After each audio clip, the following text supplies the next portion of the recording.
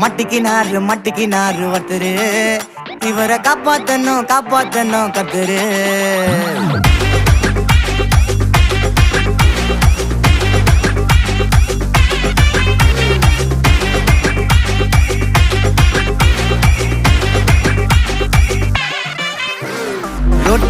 ரொட்டு கடை குருமா